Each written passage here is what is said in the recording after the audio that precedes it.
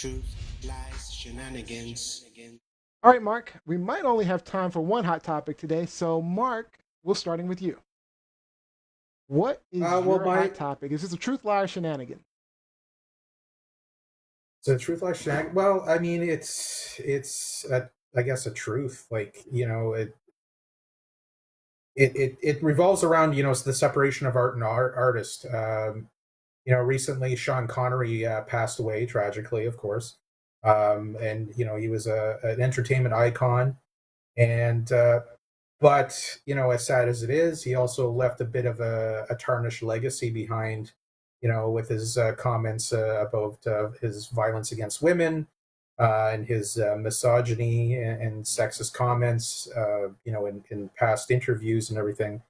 And it just sort of made me think about the separation of art and artist. Can you make peace with an artist's poor behavior and still enjoy the art that they put out? I know Sean Connery regrets this conversation. Okay, you did an interview in which you said, not the worst thing to slap a woman now and then. As I remember, you said you don't do it with a clenched fist, it's better to do it with an open hand. Yeah, remember that? Yeah. Yeah. And I didn't love that. I haven't changed my opinion. You haven't? No, not at all. You think it's good to slap a woman? No, I don't think it's good. You don't think it's bad? I don't think it's that bad. I think that it depends entirely on the circumstances and if it merits it. Yeah. What would merit it? Well, if you have tried everything else, and women are pretty good at this, they can't leave it alone. They don't want to have the last word, and you give them the last word, but they're not happy with the last word. They want to say it again, and get into a really provocative situation. Then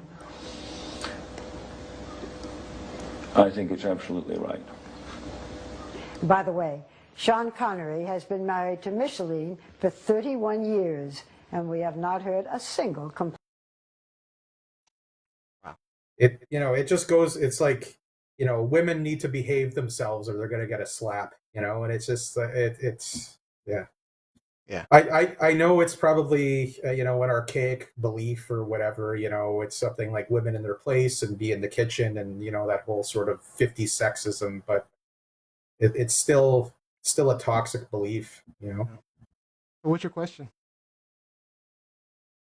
So my question is, can you separate the art from the artist? There's so many figures like Mel Gibson, Louis C.K., and on and on. And can you enjoy the art that they produce, and while they are also have very flawed people? Can you still enjoy a Louis C.K. stand up? Can you still enjoy Sean Connery's performances as James Bond, for instance? So I'll start if you don't mind, Rob. So Yeah, go for it. so for me, right, there's lots of people you could talk about. Like you could talk about Tyson, being a rapist, and now he's being, he's great. Everybody loves Mike Tyson. Or the one that really stands out to me is R. Kelly, right? And most likely it stands out mostly to me because I have a personal thing against people who abuse children or young people. So that's just a personal thing for me.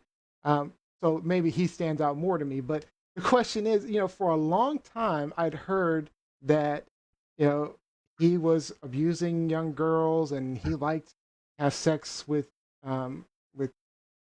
teen girls. And, I'd heard it over and over again. We know about Aaliyah and, how he married her at 16 or whatever it was, you know, and I still listened to his music for a very long time because I really liked his music.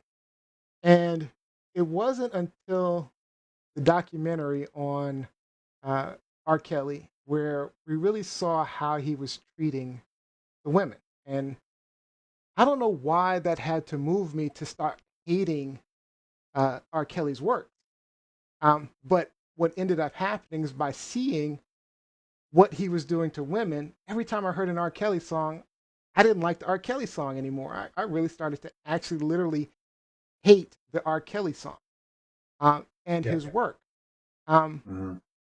so I don't know that sometimes you have to know or truly believe that what you're hearing is true. Um, so I don't know. I feel like um,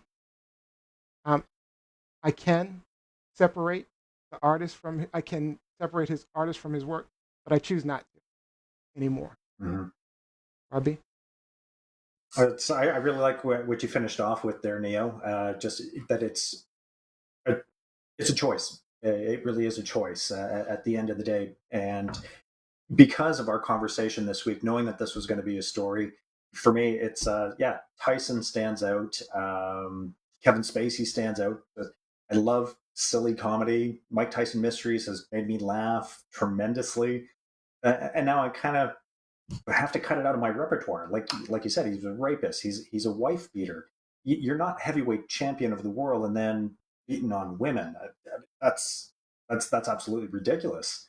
It's people in positions of authority, people in positions of power and influence who then abuse that power. It's absolutely sickening. Kevin Spacey, I loved in K-Pax, The Usual Suspects. He just a powerful performer, very diverse. And I can't watch any of his films anymore. I think the only film that I've watched since everything came out regarding him was Horrible Bosses, because I believe that that's a caricature of the true person. It's a little bit closer reflection, and I really appreciate the cast and the rest of it. But at the end of the day, these people get paid royalties. They get paid on viewership. The more you listen to a song, the more an artist gets paid. The more you watch media content, the more these artists get paid. I would rather these people just not live the wealth and lavish lifestyles that they have if they are complete POSs in real life. By the way, Yeah. Lizzie corrected me online. Aaliyah was 14. But Mark, any last thoughts? Well, even like the create John Crickfalusi, who created Red and Stimpy. He's an extremely awful person, and I grew up watching Ren and Stimpy and like so many others as well. And he groomed young women and took advantage of them with his power, and it sometimes it's hard to separate the art from the artist, especially when they work on something that's kind of collaborative. Because there's a lot of great people that worked on Ren and Stimpy, like Bob Camp, for instance. Billy So West. Billy West, like there's so many great creators out there, and it's a tricky thing. You kind of have to tackle it, on a case to case basis. All right, time's up. If you have a couple of minutes, a couple of seconds, you want to finish your thought. Well, yeah, just it especially nowadays, with thing, when news hits about something, it just goes global so quickly.